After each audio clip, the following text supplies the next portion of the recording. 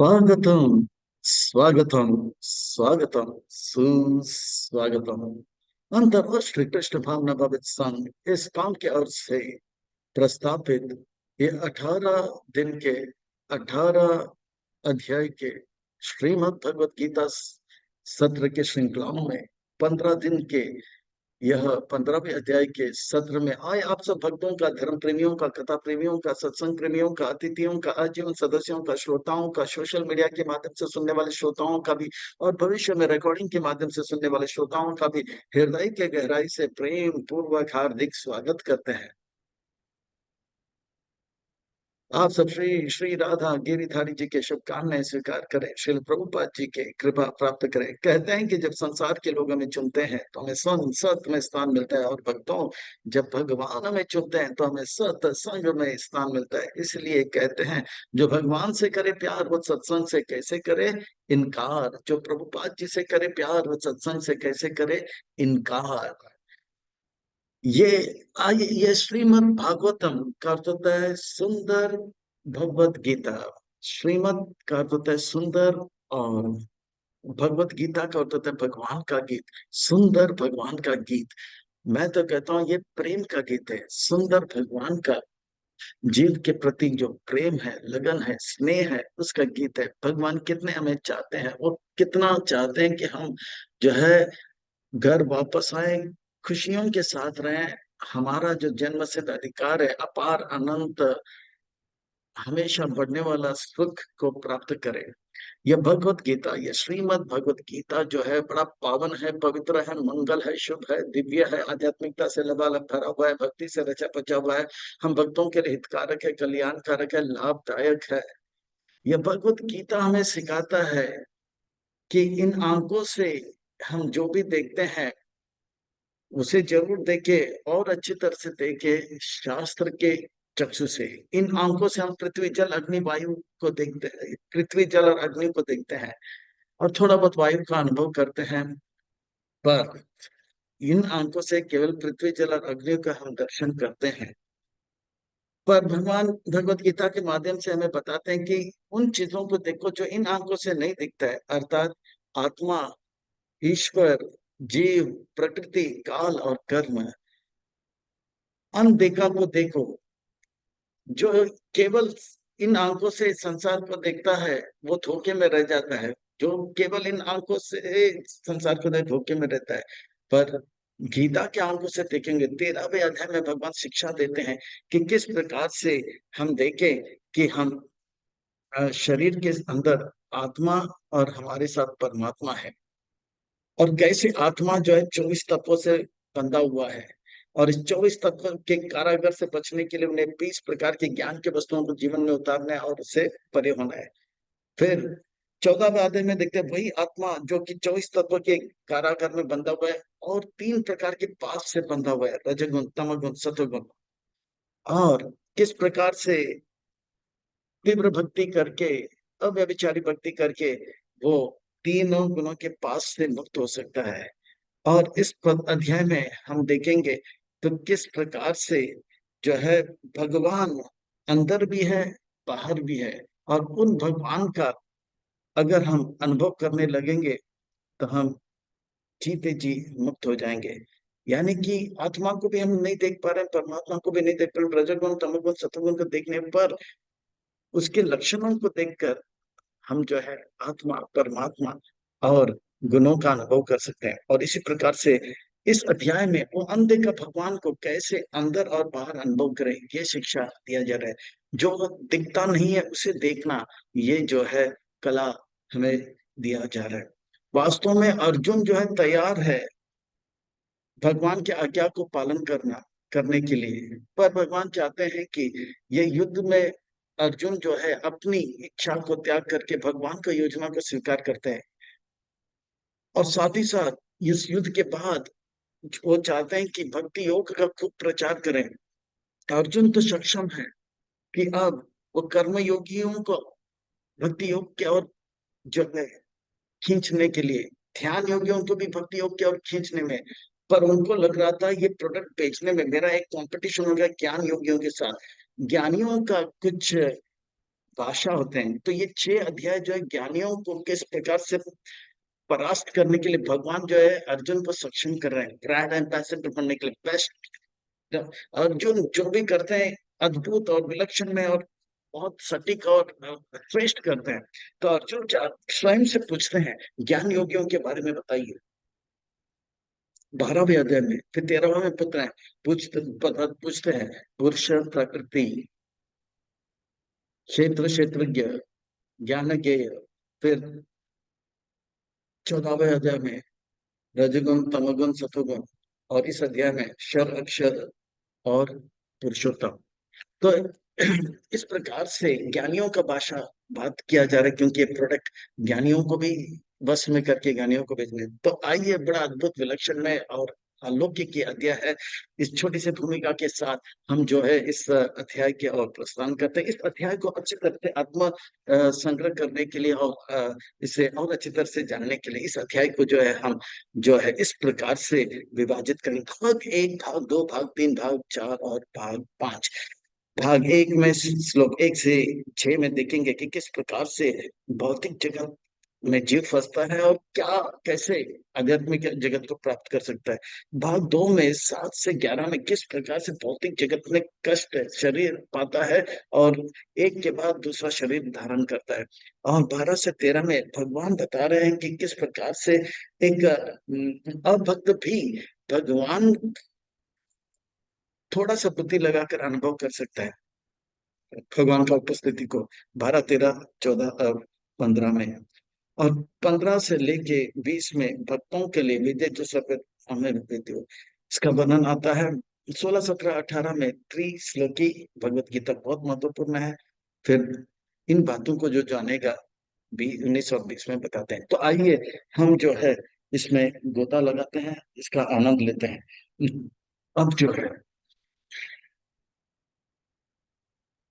भाग 1 की ओर प्रस्थान करते हैं।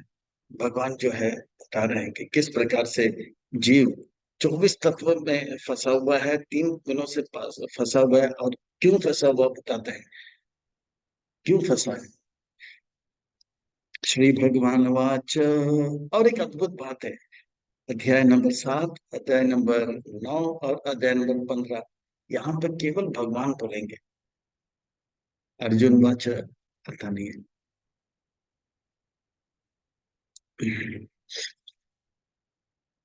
श्री भगवान वाच। श्री का अर्थ होता है सुंदर और भगवान का अर्थ होता है महत्वपूर्ण व्यक्ति, यानी कि सुंदर महत्वपूर्ण व्यक्ति अभी कुछ कह रहा है, यानी कि सुंदर महत्वपूर्ण जो है कुछ बातें बता रहे हैं जो हम सब के लिए हितकारक होगा, कल्याणकारक और लाभदायक होगा। अर्थात हम सबको एक होकर ध्यान से सुनना चाहिए, इधर उधर की बातें, इधर उधर के विचार, इधर उधर के कार्य को त्याग करके चित्त को एकाग्र करके भगवान की वाणी को सुनना चाहिए। कुछ महत्वपूर्ण हमारे हित के लिए। ऊर्ध्वं मूलधशाक स्वतां प्राहुरव्ययम् छन्दांसि यस्य पर्णानि यस्तं वेद स वेदवित्।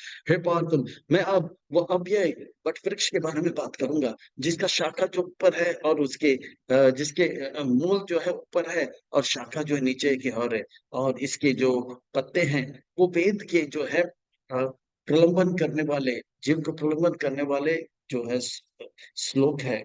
और ये वृक्ष को जो अच्छी तरह से जान लेता है वो पूरे वेद को जान लेता है, वेदविद। तो इस प्रकार से जो है यह बात बताई जाती है। ये दुनिया जो है थोड़ा उल्टा है, it's a mad mad mad mad, पागल वालों की दुनिया है। वास्तव में यहाँ पे सब कुछ उल्टा है। उल्टा क्यों है? भाव उल्टा है।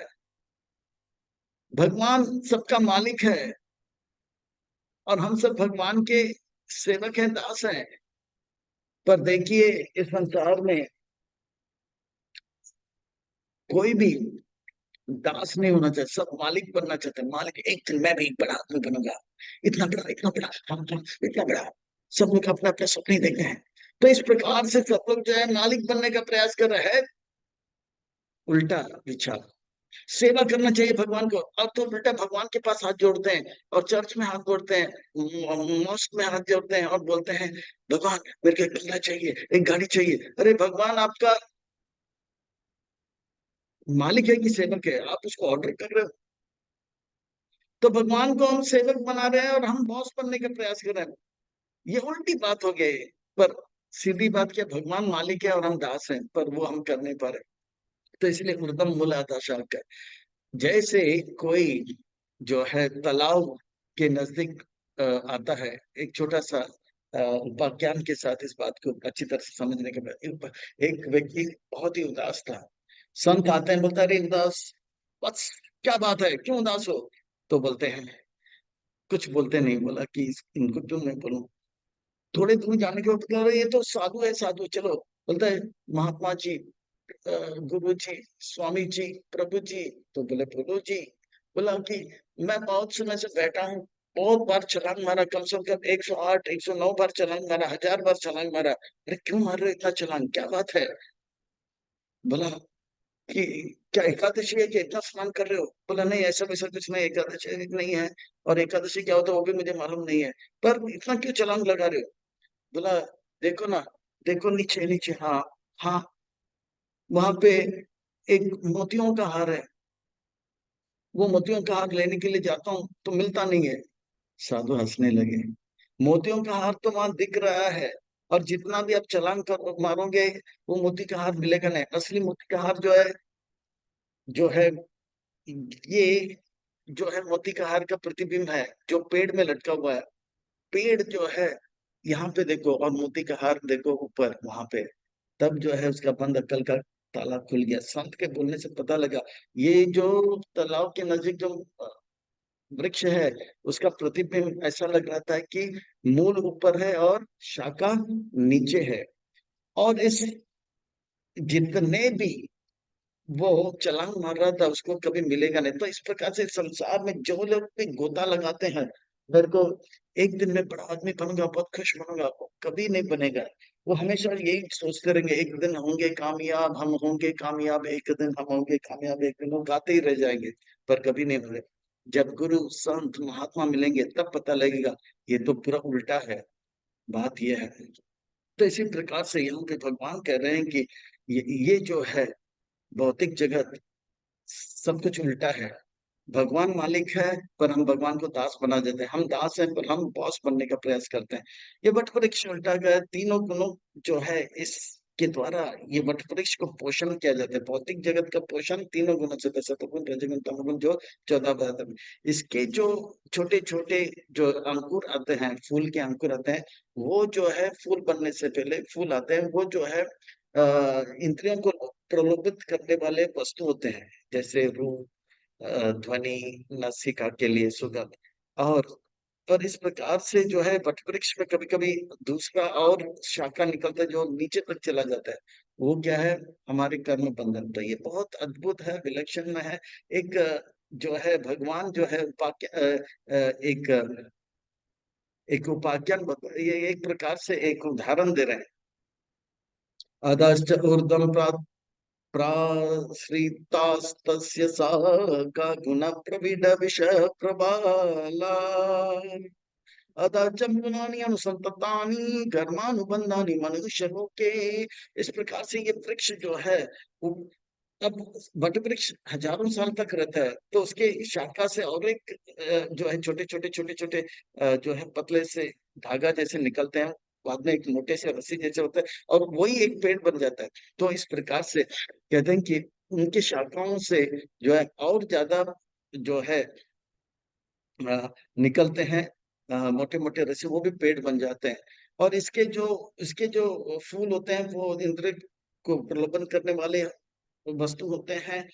और ये वृक्ष के शाखा से भी दूसरे वृक्ष पैदा हो जाते हैं। ये जो है इस संसार में जब हम कार्य करते हैं, कर्मों का बंधन में हम फंस जाते हैं। इस प्रकार से जो है वो जीवात्मा ये वट वृक्ष में फंस जाता है। और जितना वो इच्छा करता है, उतना जो है भौतिक जगत में इसको भोग करने के लिए वस्तु मिलते हैं। वो वस्तुओं को भोग करता है, फिर और इच्छा उत्पन्न होता है, और भोग करने के लिए और वस्तु मिलते हैं। इस प्रकार से ये झमेला बढ़ता रहता है। वो इस संसार के मेला में झमेला में फंस जाता है, अकेला रहता है और फंसता जाता है। झमेले पे झमेला होता रहता है। इस प्रकार से एक स्पर्धा चलता है। उनकी भौतिक इच्छा पड़ता है, और भौतिक भौतिक इच्छा को प्रकृति पूरा करता रहता है। इस प्रकार से फंसता जाता है। एक जो है पर्दा चलता है, इच्छा उत्पन्न होता है, भौतिक प्रकृति उसका इच्छा पूरा करता रहता है, और इस प्रकार से वो जो है फंसता रहता है, फंसता रहता है, फंसता रहता है। अब हमें चाहिए कि जो है इस जो है झमेले से हम कैसे निकले। जैसे एक व्यक्ति पानी में गिर जाता है, फिर चीखता है, चिल्लाता है, बचाओ बचाओ बचाओ, फिर सब हाथ आगे करते हैं, बोल रहे हैं आओ आओ। तो बोलता नहीं नहीं, मैं हाथ तब पकड़ूंगा, पहला पता करूंगा कि मेरे को धक्का किसी ने मारा। अरे पहली बात है कि पहले हाथ पकड़ो और ऊपर आ जाओ। तो भगवान कहते हैं अब ये झमेला में फंसा तो है, आप समय व्यर्थ मत करो। आप जो है दृढ़ अनासक्त रूपी जो अस्त्र है, उसे दृढ़ता रूपी बल से पकड़ के इस शाखा को काटो और अपने आप को मुक्त करो। ना रूपम अस्य ततोप्लाते न अंत च आदिर न च संप्रतिष्ठा अस्वत्थामेन सुदृढ़ मूलम असंग शस्त्रेण दृढ़ चित्वाम। इस प्रकार से ये जो वृक्ष है, ये इसके इसकी शुरुआत कहाँ, मध्य क्या है, अंत क्या है, कुछ पता नहीं है।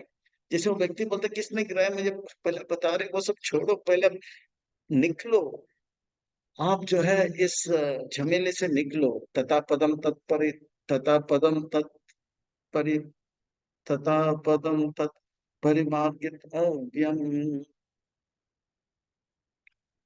यस्मिन् गत्वा न निवर्तन्ते भूयः तामेव चाद्यं पुरुष प्रपद्ये यथा प्रवृत्ति प्रतिस्फुरानि।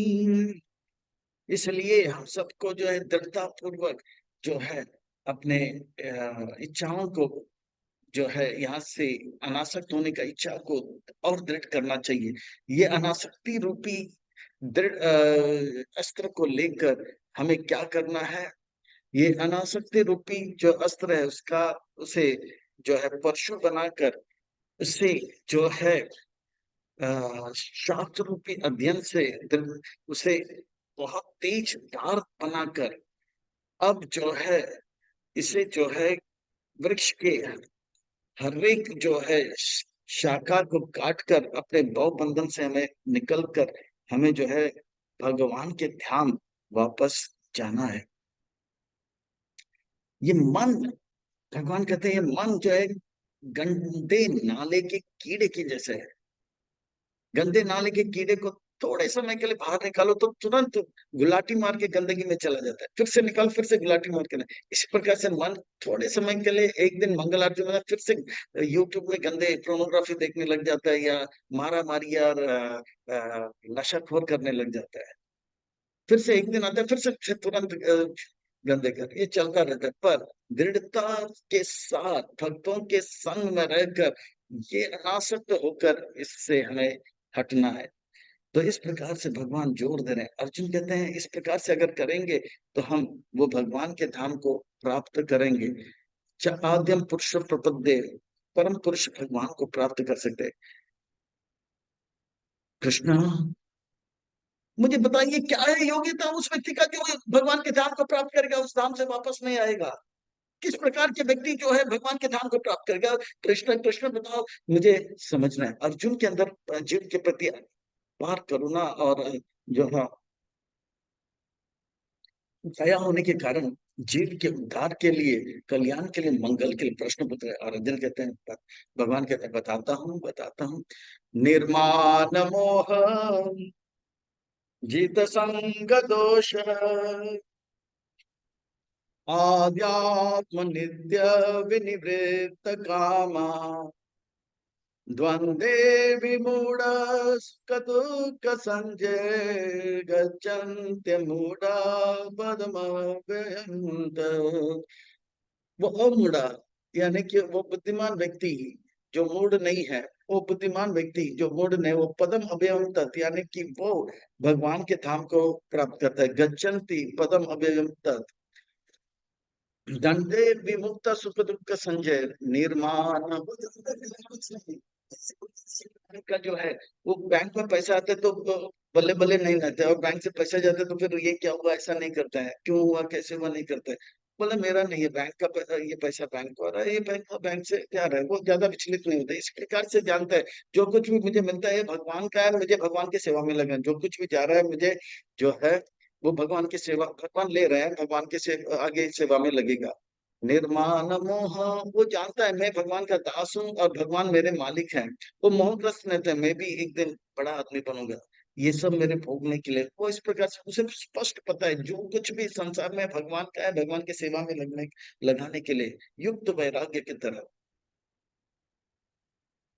जीत संग दोष, वो जो है गलत संग से अपने आप को निकाल कर जो है, और वो गलत संग में अगर है तो उसे सहन कर लेता है और अच्छे संग में रहने का प्रयास है। उसको मालूम मेरा लक्ष्य भगवत धाम जाने का, और गलत संग को सहन करता है, अच्छे संग के लिए पूरा प्रयास करता है। जैसे वो लिफ्ट में चढ़ने वाला आदमी, उनको जाना है 125 मंजिल, उसका लक्ष्य है, और मोटा आदमी 100 मंजिल तक धक्का मार रहा है तो उसे सहन करते रहा है। गलत संग को सहन करके उससे दूर रहता है, उससे प्रभावित नहीं होता है, क्रिया का प्रतिक्रिया नहीं करता है। इसी प्रकार से उनको मालूम है थोड़ा सा क्रिया का प्रतिक्रिया करेगा, दांत गायब, आंख गायब, और हो सकता है वो 125 की जगह पे वो हॉस्पिटल में रह जाएगा। आध्यात्म नित्य विनिवृत्त काम, हमेशा जो है अध्यात्म इच्छा रखेगा, वो भक्ति में आगे बढ़ने का इच्छा रखता है। और विनिवृत्त काम, भौतिक इच्छा को पूरी तरह से त्याग देता है। द्वंद्व विमुक्त, इस संसार के द्वंद से ये अच्छा ये बुरा सब भूल जाता है। खाली मेरा इच्छा ये है, भगवान का इच्छा ये नहीं, वो द्वंद से मुक्त हो जाता है। वो भगवान को जान लेता है, भगवान को योजना को जान लेता है, एक है गुरु नंदना व्यवहार स्वात्मिका प्रति एक है गुरु नंदना कर लेता है। तो इस प्रकार से वो द्वंद से मुक्त हो जाता है। सुख दुख, जो अगर कुछ जो कुछ भी अनुकूल है उसे स्वीकार करेगा।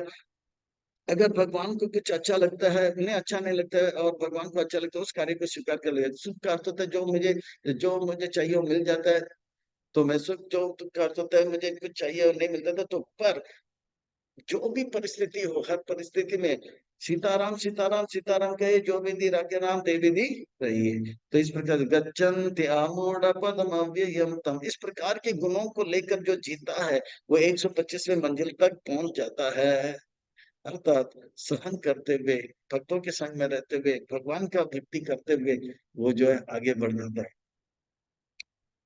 निर्माण, और वो कौन सा धाम कैसा है, तो कहते हैं वो धाम कैसा है। तो इस प्रकार से जो है वो हर चीज जो है भगवान की सेवा में लगाता रहता है। अगर बिल्डिंग देखता है तो उस बिल्डिंग को मंदिर मंदिर बना देता है, अगर गाड़ी देखता है तो उसको रथ यात्रा में लगा देता है, भगवान की सेवा में लगा देता है।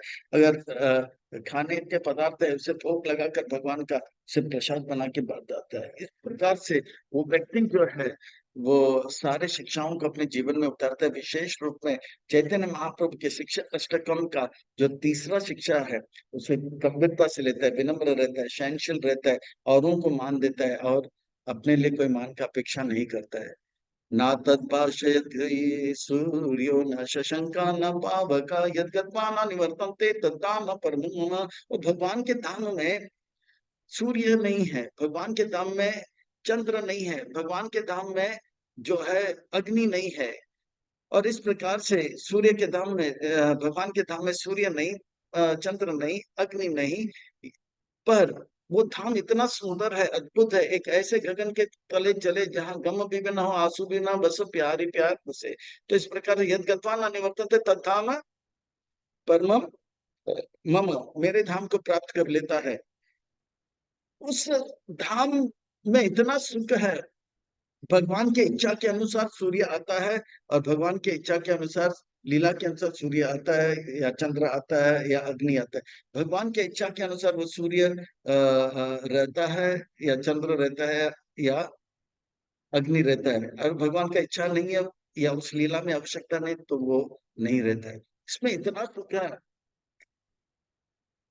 एक बार अगर कोई वहां जाता है वापस आने का इच्छा नहीं करता है। जैसे एक व्यक्ति भिखारी है, वो रोज सूखा चपाती खाता है, पर एक दिन उसको मस्त आलू का पराठा पनीर सब्जी सब मिलता है, फिर अगले दिन उनको एक छूट दे, आप रोज का जो है सूखा चपाती खा सकते हो, नहीं तो एक ये जो पराठा और पनीर का सब्जी भी खा सकते हैं। तो क्या वो भिखारी बोलेगा नहीं नहीं मुझे सूखा ना, वो सूखा चपाती को भूल जाएगा। वो है ना, रसवर्जम रसोपेत, परम दृष्टवा निवर्तन्ते हो जाएगा। और दूसरी बात, भौतिक जगत में जीव जो इतना कष्ट का अनुभव करता है, कहते हैं ना, दूध का जला छाछ भी फूंक फूंक के पीता है। वो बोलते हैं भौतिक जगत में मैं वापस फिर कभी आऊंगा नहीं। तो इस प्रकार से आध्यात्मिक जगत को प्राप्त कर लेता है वो भक्त। और ये आध्यात्मिक जगत का सुंदर वर्णन के बाद भगवान कहते हैं, देखो ये सब बड़ी बड़ी बात है, बात यह है जीव बहुत कष्ट में है। इस प्रकार से वो अनासक्त रूपी शस्त्र को लेकर, दृढ़ता रूपी बल से लेकर इसे जो है, इसे जो है शास्त्र के जो है के द्वारा जो है के द्वारा से बहुत बहुत तेज बनाकर इस वट वृक्ष के शाखाओं को काटकर हमें भगवत धाम जाना है। अब जो है जीव, बड़े बड़े बातें तो हो रहा है, पर जीव जो है इस संसार में कैसे फंसा हुआ है, अर्जुन देख लेना और इन्हें बचाना, ये आपका काम है। मैं ब्रांड एम्बेसडर आपको इसलिए बना रहा हूँ। मम आंश जीवलोके जीवभूत सनातना मनसस्तानि इंद्रियाणि प्रकृति स्थान कर्षति। वो तो मेरा भगवान का धाम है, पर अर्जुन ये भौतिक जगत के बारे में देखो। भौतिक जगत में मेरे अंश जो कि बाल के 10,000वां हिस्सा है, वो इस संसार में रहते बहुत जो है प्रयास करते हैं। ममे अंश जीव लोग के जीवभूत, वो जो है मन और पांच इंद्रिया, मन, आंख, कान, नाक, जीवा, त्वचा को लेकर बहुत जो है कष्ट का अनुभव कर रहा है। कभी कुछ चाहिए तो मिलता है, तो कभी मिलता नहीं है। मिलता है तो सुखी हो जाता है, नहीं मिलता तो दुखी हो जाता है। मन षष्ठानि इंद्रिय ने प्रकृति सुख दुख, सुख दुख, थोड़ा सुख बहुत दुख, थोड़ा दुख बहुत दुख, थोड़ा सुख इस कर सती मन इंद्रियाणि प्रकृति स्थान कर्षति। इस प्रकार से बहुत संघर्ष करता है, ये प्रकृति स्थानी में कर्षत करता है बहुत बहुत, और सोता है हम होंगे कामयाब एक दिन, हम होंगे कामयाब एक दिन। और वो गाता भी है, हम होंगे कामयाब, हम होंगे कामयाब, हम होंगे कामयाब एक दिन। और एक दिन वो सोचने लगता है बहुत दिन के बाद, कब होंगे कामयाब, कब होंगे कामयाब, कब होंगे कामयाब, कब आएगा वो एक दिन, कब आएगा वो एक दिन, कब आएगा वो एक दिन जब हम होंगे कामयाब, हम होंगे कामयाब किस दिन। तो इस प्रकार से वो रोता रहता है और सोचता है कब होंगे कामयाब, कब होंगे क्या। जीव जो है भगवान का छोटा सा अंश है, और उनको एक छूट दिया है, भगवान का सेवा करो मुक्त हो जाओ, या भगवान का। पर जीव जो है हमेशा भगवान का सेवा नहीं करता है और फंसता रहता है और सोचता रहता है हम होंगे कामयाब। तो इस प्रकार से जो है वो भौतिक जगत में कष्ट, और शरीर त्यागने के बाद क्या वो छूट जाएगा? नहीं अर्जुन नहीं। शरीरम यद आपनोति यच्चापि उत्क्रमातीश्वर गृहीत्वैतानि संयाति वायुर्गंधम इवासते। जीवात्मा जो है, जब जीव जो है अपनी इच्छा के अनुसार दूसरा भौतिक शरीर को धारण करता है, वो अपने इच्छाओं के अनुसार जो है वो जो है दूसरा शरीर को धारण करता है। जो मन में इच्छा करता है वो इच्छा के अनुसार जो है दूसरा शरीर धारण करता है।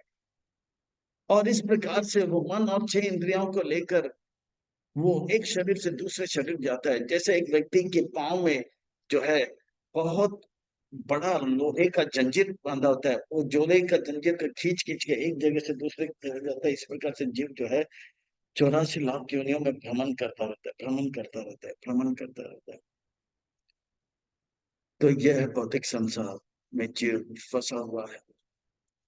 और वो अलग अलग अपने इच्छाओं के अनुसार, कभी वृक्ष का शरीर, तो कभी कीड़े मकोड़ों का शरीर, तो जलचर का शरीर, तो कभी पंछी का शरीर, तो कभी पशु का, तो देखो मनुष्य का शरीर, इस प्रकार से लेता रहता है। हे कृष्ण, जिस प्रकार से वायु गंधम निवासते, जिस प्रकार से वायु बहता रहता है, कभी गुलाब के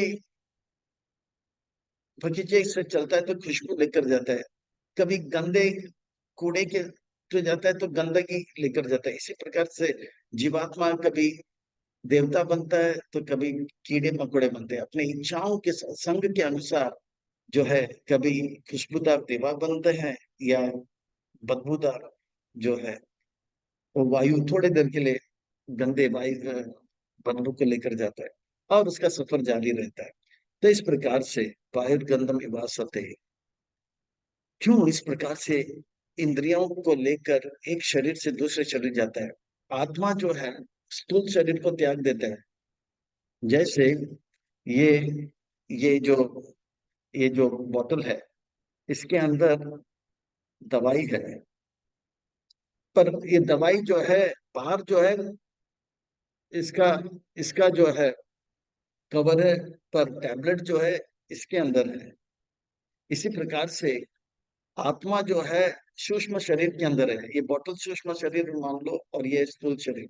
मृत्यु जब होता है तो स्थूल शरीर छूट जाता है, और आत्मा जो है सूक्ष्म शरीर के साथ दूसरे जो है दूसरे जो है कवर में चला जाता है। मानो कि ये दूसरा कवर है, तो इसमें आ जाता है।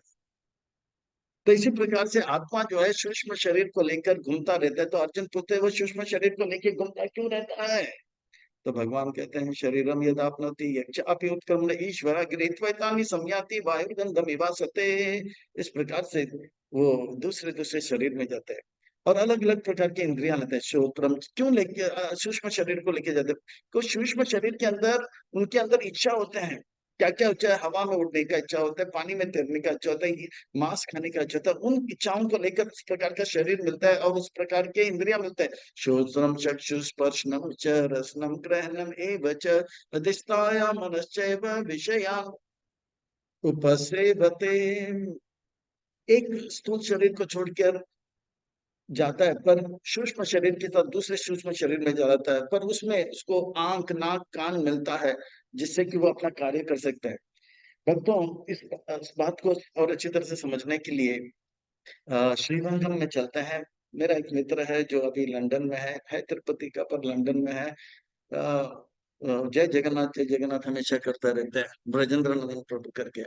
तो ये ब्रजेंद्र नंदन प्रभु जो है बहुत ही विद्वान है, बड़े श्लोक वोक याद करता रहता है। और कुछ एक बार श्रीरंगम में गया था। श्रीरंगम में उन्होंने एक अद्भुत बात देखा कि एक ब्राह्मण जो है लड़का बैठा हुआ है, सातवें जो द्वार है वहां बैठा हुआ है। वहां से लोग आते तो एक कुत्ता अंदर क्यों आ रहे हैं?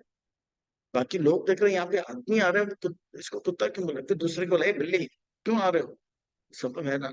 फिर बाद में एक चूहा क्यों आ रहे हो ऐसे बोला। वो दूर बैठा है, जो आने वाला सुन नहीं रहे, पर फिर कोई और एक व्यक्ति आता है तो वो तुरंत खड़े हो जाए, दंडवत प्रणाम करता है।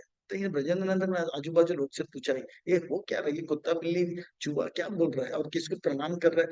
बोलता है इसके अंदर कुछ सिद्धि है कि वो देखता है तो उसको पता लगता है इसके अंदर कुत्ते जैसे व्यवहार करने का जो है इच्छा है, इसलिए अगले जन्म में ये सूक्ष्म शरीर को देखने का उनके अंदर जो है क्या बोलते हैं सिद्धि है। तो ये अगले जीवन में कुत्ता बनेगा, इसलिए बोलते हैं, कुत्ता अंदर क्यों आया? ये बिल्ली जैसा व्यवहार करता है तो बिल्ली बनेगा, इसलिए बिल्ली क्यों आया चुपा। तो इस प्रकार से। और कोई संत को देखता है, उनको पता है ये भगवत धाम जाएगा, तो उसको दंडवत प्रणाम करते हैं। वास्तव में हम जब चलते फिरते रहते हैं, वैसे वैसे इच्छा करते हैं, तो वैसे वैसे एक सूक्ष्म शरीर मन बुद्धि अहंकार का बनता है। और उस सूक्ष्म इच्छाओं को पूरा करने के लिए भगवान जो है हमें उस प्रकार का शरीर तैयार करते हैं। वो शरीर जो है मनुष्य का जब त्यागते हैं, नरक में जाते हैं, पिटाई होता है, पिटाई होता है। और वो कुत्ता का शरीर तैयार रहता है, पर कुत्ते के शरीर में मनुष्य वाले इच्छा लेकर जाएगा, तो वो बोलेगा नहीं नहीं, कुत्ते के शरीर में मैं क्यों? उससे पीटा जाता है अच्छी तरह से। यमलोक में, यमपुरी में यमदूत पीटते हैं। कुत्ता जैसा जब उसका इच्छा हो जाता है, तब वो फ्री हो जाता है, आप कुत्ते के शरीर में जाए। तो इस प्रकार से जो है पिटाई होता है। तो ये सब चलता रहता है। क्या इस प्रकार से शरीर के बाद शरीर हम ग्रहण करते, क्या कोई देख नहीं सकता है? बोलता नहीं, विमूढ़ आत्मा नहीं देख पाता है। तो अर्जुन नहीं देख पाता है, मूढ़ लोग देख नहीं पाते हैं। वो केवल खाने पीने में लगे रहते हैं और इन बातों को समझ नहीं पाते हैं। क्रमन्तां स्थितं वापि भुञ्जानां वा गुणान्वितं विमूढाननुपश्यन्ति पश्यन्ति ज्ञान चक्षुषा। वो विमूढ़ आत्मा, मूड नहीं, बहुत बड़ा मूड है, वो केवल खाना पीने के चक्कर में रहता है। वो शरीर छूट रहा है, दूसरा शरीर में आ रहा है, उसको ये भी पता नहीं कि वो आत्मा है, शरीर नहीं है। केवल जो है भौतिक जगत के गुणों में प्रवृत्त होता है। पूजा नाम गुणान्विता, ये गुणों के चक्कर में फंस जाता है, वो भूल जाता है कि मैं आत्मा हूँ, वो समझ ही नहीं पाता है। उनके पास वो आंख नहीं है इसे देखने का। पश्यन्ति ज्ञान चक्षुषा, नानो पश्यन्ति पश्यन्ति ज्ञान चक्षुषा, उस प्रकार का ट्रेनिंग नहीं मिला है।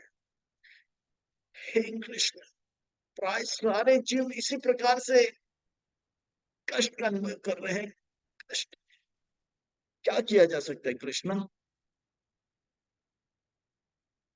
यतन्तो योगिनश्चैनं पश्यन्ति आत्मनि अवस्थितं, यतन्तो आप्याकृतात्मनो नैनं पश्यति अचेतसाम्। हे अर्जुन, मैं उनको ज्ञान देता हूँ, और ये ज्ञान जो है दार्शनिक ज्ञान है, जिससे उन्हें पता लगता है कि मैं शरीर नहीं हूं, मैं आत्मा हूं, और मैं शरीर के अंदर रहने वाला जो आत्मा हूं, मैं शरीर नहीं। जैसे मैं कमरे में हूं, मैं कमरा नहीं, ऐसे बोध हो जाता है उसको। पर जो लोग, जिसका मन जो है पवित्र नहीं रहता है, वो आत्म साक्षात्कार को प्राप्त नहीं करते हैं। वो कितना भी प्रयास करे कि मैं शरीर नहीं, मैं आत्मा हूं, वो अनुभव नहीं होगा। ये अनुभूति तब होगा जब संतों का कृपा उनके होगा। वो केशी नाम का आपने असुर का वध किया, अब जो है ये झमेले को आप नष्ट करो। कृष्ण ये बताओ किस प्रकार का ज्ञान है जिससे कि हम समझ पाएंगे कि हम शरीर नहीं, हम आत्मा हैं।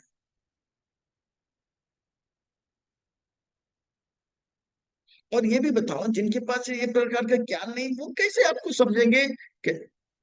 बताइए। तो कृष्ण कहते हैं, हाँ अर्जुन, जिनके पास ज्ञान नहीं है, जो भौतिक इधर तृप्ति में लगे हैं अनादिकाल से, वो इस बात को स्वीकार नहीं कर पा रहे कि मैं आत्मा हूं, भगवान का अंश हूं। क्योंकि उनका जो मन है, उनका जो चित्त है, उनका जो हृदय है, वो अपवित्र है। वो कभी जो है अपने मन को श्रवण कीर्तन के द्वारा पवित्र करने का प्रयास नहीं किया।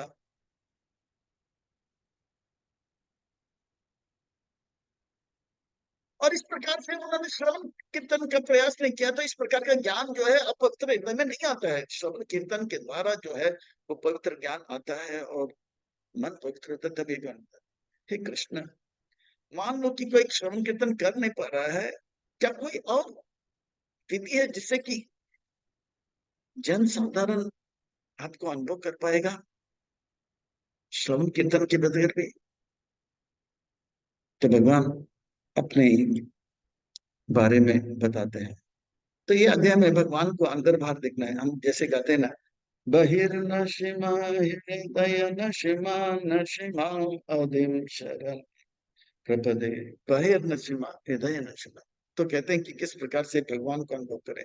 एक साधारण व्यक्ति भी अगर थोड़ा सा बुद्धि लगाए, तो उनको पता लगेगा कि जिस प्रकार से इस कमरे में एक छोटा सा बल्ब है और पूरे कमरे को रोशनी देता है, तो इस बल्ब को लगाने के पीछे एक छोटा सा इलेक्ट्रिशियन का हाथ है। तो देखता है कि इतना बड़ा शहर है, इस शहर को सुबह 6 बजे से शाम 6 बजे तक प्रज्वलित करता है एक सूर्य। तो ये इतना बड़ा सूर्य जो है, इसे लगाने के पीछे एक छोटा इलेक्ट्रिशियन है, बड़ा इलेक्ट्रिशियन होगा, और वो बड़ा इलेक्ट्रिशियन भगवान होगा।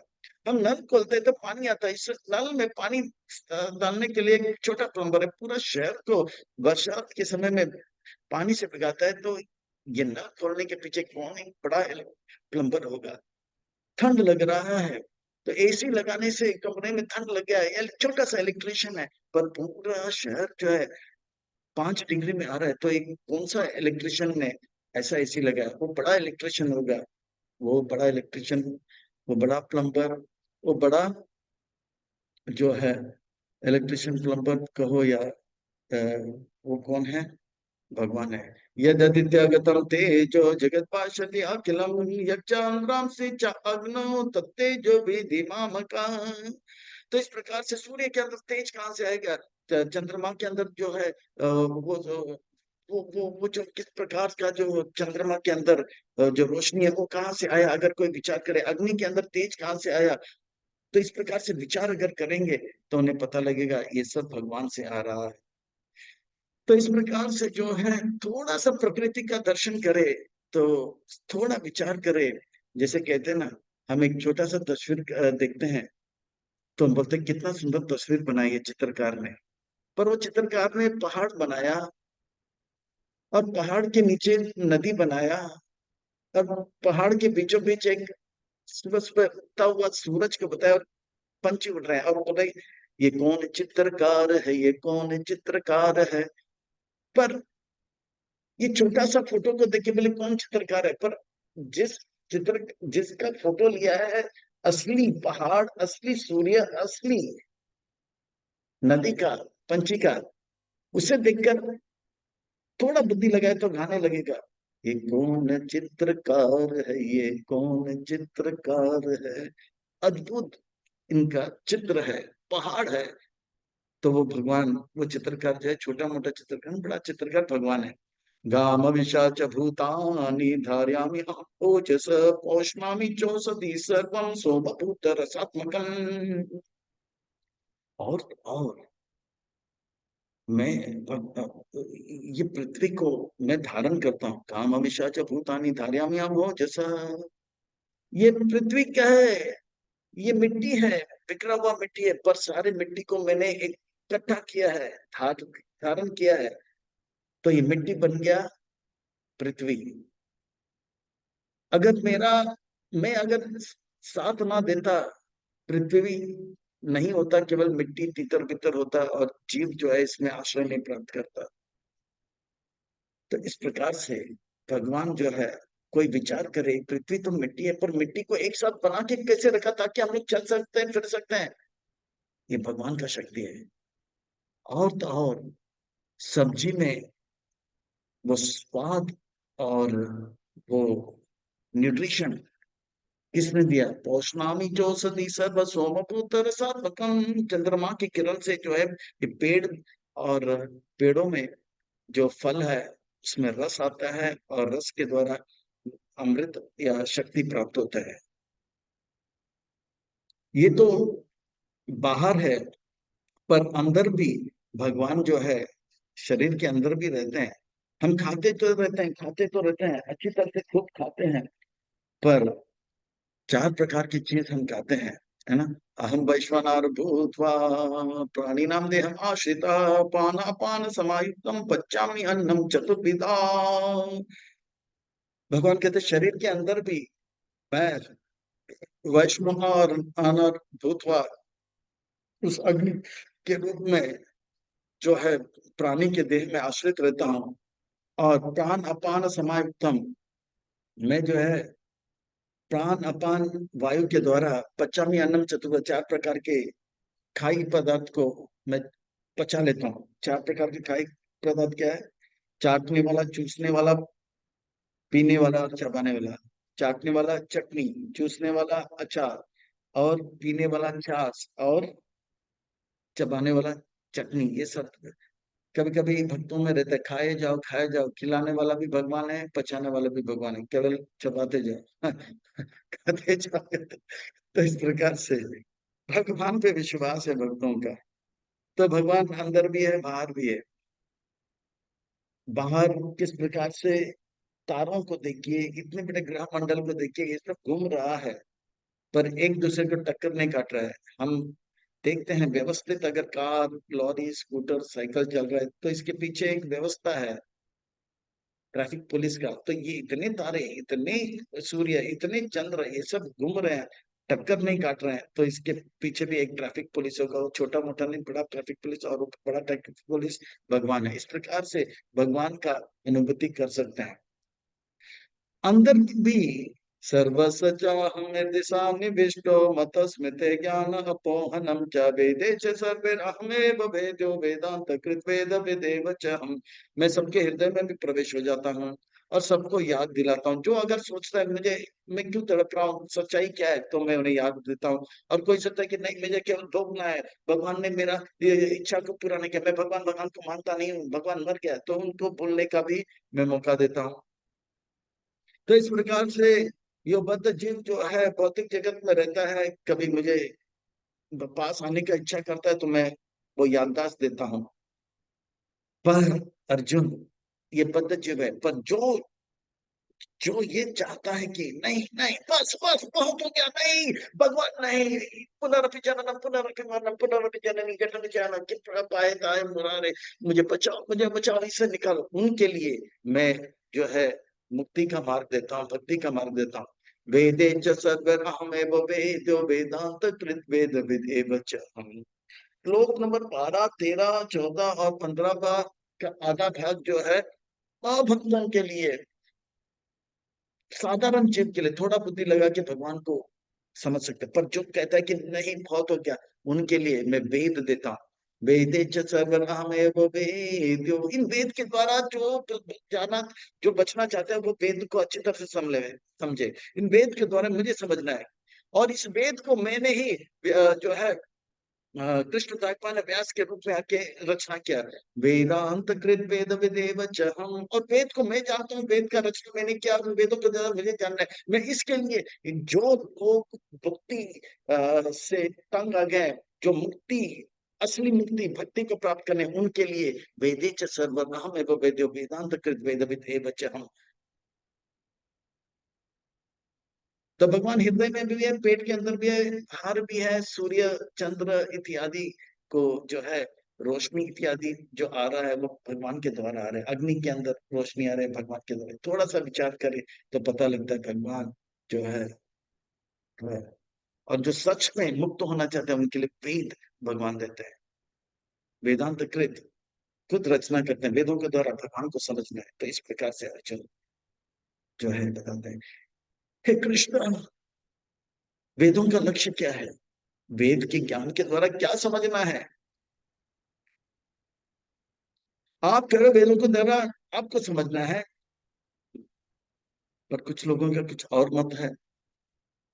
नहीं, वेदांत विद, मैं वेदों को जानता हूं, व्यास मुनि के रूप में मैंने जो वैदिक शास्त्र का रचना किया है, वेदों को द्वारा मुझे ही जानना है और कोई मत नहीं है।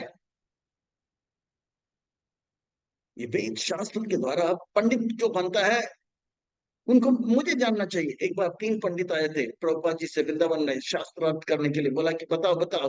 तो प्रभुपाद जी बोले शास्त्रार्थ बाद में, पहला जो है हम लोग एक बात करके भगवान कौन है। तो बोले भगवान कौन है वेदों के बारे में द्वारा जानना पड़ेगा, ये बहुत बड़ा जटिल प्रश्न है।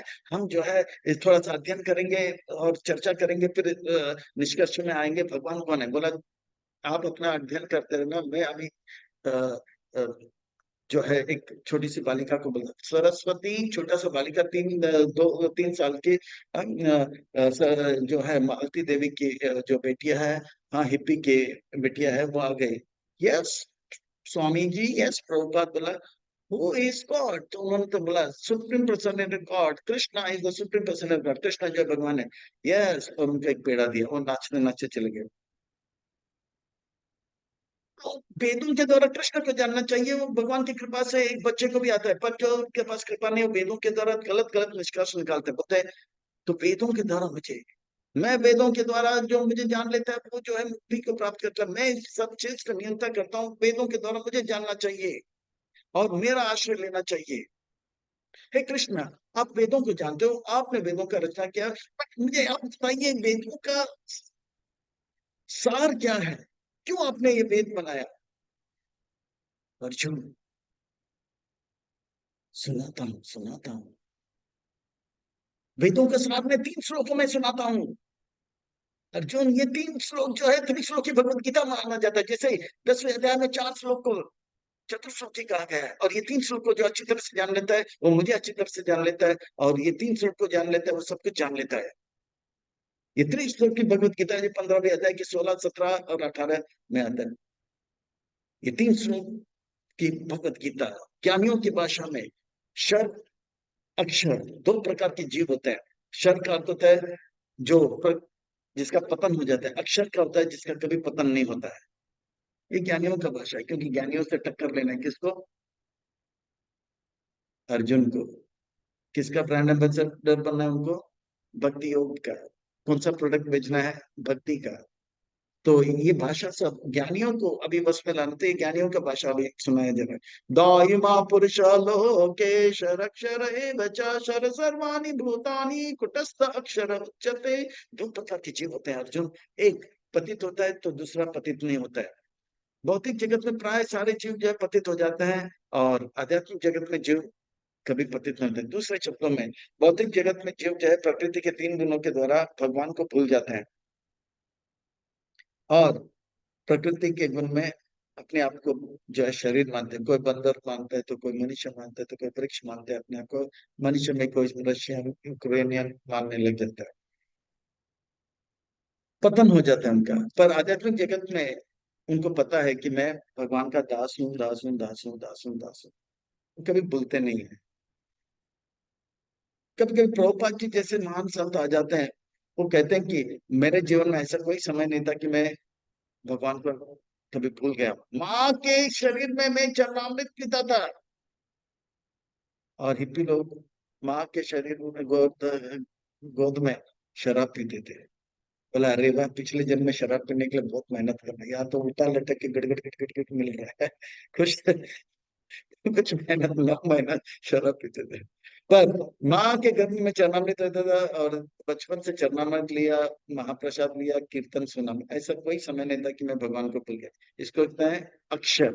अक्षर क्या होता है? कभी उनका क्षय नहीं हुआ, या वो कभी पतित नहीं हुए, कभी भगवान को भूले नहीं। फिर इन दोनों के अलावा और एक है, उत्तम पुरुष ते अन्य परमात्मा एति उदाहरता यो लोकत्रयम् आविश्य बिभर्ति अव्यय ईश्वर। इन दोनों जीव के पद अक्षर और अक्षर के अलावा एक और जीव है। वो साधारण जीव नहीं है। एक और पुरुष है, वो साधारण पुरुष नहीं है। उसे परमात्मा इति उदाहरता, उसे परमात्मा कहा जाता है। यो लोकोत्तरम आविश्य बिभर्ति अव्यय ईश्वर, वो ईश्वर है, वो अव्यय है, यानी कोई का वह नहीं। तो वो तीनों लोगों को जो है में प्रवेश करता है, तीनों लोगों का को जो है पालन करता है। क्षर, अक्षर और परमात्मा, तीन हो गया। 18वें नंबर श्लोक में कहते हैं कि क्षर और अक्षर दोनों जीव हैं, पर इन दोनों से मैं बढ़कर हूं, इसलिए मेरा नाम पुरुषोत्तम है। कौन सबसे बड़ा है अगर प्रश्न पूछा जाए? क्षर बड़ा है, अक्षर बड़ा है, या परमात्मा बड़ा है? तो स्पष्ट कहते हैं मैं सबसे बड़ा हूं, इसलिए मेरा नाम पुरुषों में उत्तम है, पुरुषोत्तम। यस्माक्षरम अतीतो अहम अक्षरदापि च उत्तम अतो अस्मिन् लोके वेदे च प्रथित पुरुषोत्तम। मैं जो क्षर जीव है उनसे भी श्रेष्ठ हूँ, अतीतो हम जो अक्षर है उनसे भी मैं उत्तम हूँ। अतो अस्मि, इसलिए इस जगत में मुझे प्रतीत कहा जाता है पुरुषोत्तम, पुरुषोत्तम, पुरुषोत्तम। मैं पुरुषों में उत्तम हूँ, इसलिए हर जीव से, चाहे वो क्षर हो या अक्षर हो, उन सबसे श्रेष्ठ हूँ, इसलिए मेरा नाम पुरुषोत्तम है। केवल मैं नाम का पुरुषोत्तम नहीं हूँ, मैं कान का भी पुरुषोत्तम। इस संसार में किसी का नाम अश्वकर्मा होता है, यानी कि घोड़े का कान, पर उसका कान घोड़ा जैसा नहीं होता है। पर मेरा जैसा नाम है वैसा मेरा काम भी है। एक व्यक्ति जो था, एक व्यक्ति जो था, उसका नाम था टंग टंग गोपाल। उनकी पत्नी को तंग लगा है, क्या नाम है टंग टंग गोपाल? बोला नाम में क्या रखा है, मैं तो धनवान हूँ, करोड़ अरबपति हूँ। पर बोला नहीं, सब लोग मुझे चढ़ाते हैं टंग टंग गोपाल। की पत्नी आ गया तो बोला टंग टंग गोपाल। बोला नाम में क्या रखा है? बोला नहीं, जब तक नाम नहीं बदलोगे मैं ये घर नहीं आऊंगी। मैं घर से जा रहा हूँ। जैसे वो जा रहा था, तो वहां पे एक आ रहा था, शव आ रहा था। राम नाम सत्य है, राम नाम। क्या हो गया, क्या हो गया? ये कौन है, ये कौन है? ये हमारे पड़ोस में रहते थे, सज्जन का नाम, इसका नाम अमर है। फिर पता लगा अरे अमर मर गया। फिर उनको पता, उनके पति के बाद आया नाम का। फिर एक भिखारी आया, माँ, माँ, जो देगा उसका भी भला, जो नहीं देगा उसका भी भला। देता हूँ, देता हूँ, बोलो ना। क्या चाहिए आपको? थोड़ा सा पैसा दे दो ना, ठीक है। क्या चाहिए? 10 रुपया दे दो ना, तो दे दिया। क्या नाम है तुम्हारा? लक्ष्मीपति। अरे लक्ष्मीपति भी तो यहाँ पे नाम अमर मर जाता है, लक्ष्मीपति भीख मांग रहा है, नाम कुछ है काम कुछ है। फिर बाद में एक और व्यक्ति ऐसे अंधे चल रहा था, उनको बहुत दया है, मैं रास्ता आपको पार कराता हूँ, नाम क्या है तुम्हारा? बोला कि मेरा नाम कमल नयन है। कमल नयन है, आदमी कमल तो इस प्रकार से फिर बाद में वो बोला कि इस संसार में नाम कुछ होता है और व्यक्ति का गुण कुछ होता है। बोला कि मेरा पति तो इससे तो बहुत ठीक है, भले उसका नाम टंडन गोपाल है पर है करोड़पति। वापस आ गई। तो इस भगवान कहते हैं कि मैं पुरुषोत्तम हूँ, नाम का भी पुरुषोत्तम हूँ, काम का भी पुरुषोत्तम हूँ। इस प्रकार से जो मुझे जान लेता है, 3 श्लोक को अगर जान लेता है, वो वास्तव में जो है सब कुछ जाना। यो माम एवं असामूढ़ो जानती पुरुषोत्तमा सा सर्वविद भजते माम सर्वभावे न भारत। इस प्रकार से जो है, मैं जो है सब सभी इस जगत के परे हूँ, और ये शर अक्षर से परे हूँ, मैं सबसे श्रेष्ठ हूँ, इसलिए मेरा नाम पुरुषोत्तम है। मेरा नाम केवल नाम के लिए मैं पुरुषोत्तम है, वास्तव में मैं पुरुषोत्तम हूँ। इस प्रकार से जो मुझे जान लेता है, इस प्रकार से जो मुझे जान लेता है, वो वास्तव में सब कुछ जान लेता है। जो ये जान लेता है, ये 3 श्लोकों को जान लेता है, वो वेद के सारे गुह्य बातों को जान लेता है। और ये जो ज्ञान मैंने आपको दिया है, ये कम बुद्धि वालों को मत दीजिए। इति गुह्यतमं शास्त्रम इदम उक्त्वा मया नघा एतद् बुद्ध्वा बुद्धिमानं कृत कृतश्च भारत। ये जो सबसे गुह्य वेद की बात मैंने आपको बताया कि क्षर अक्षर और पुरुषोत्तम, और पुरुषोत्तम सबसे श्रेष्ठ है। अक्षर जो है किसी कभी भी पतित नहीं होते हैं, और उनसे पतित जो है शर होता है, जो कभी जानता नहीं कि भगवान। इसे त्रिश्लोकी कहा है।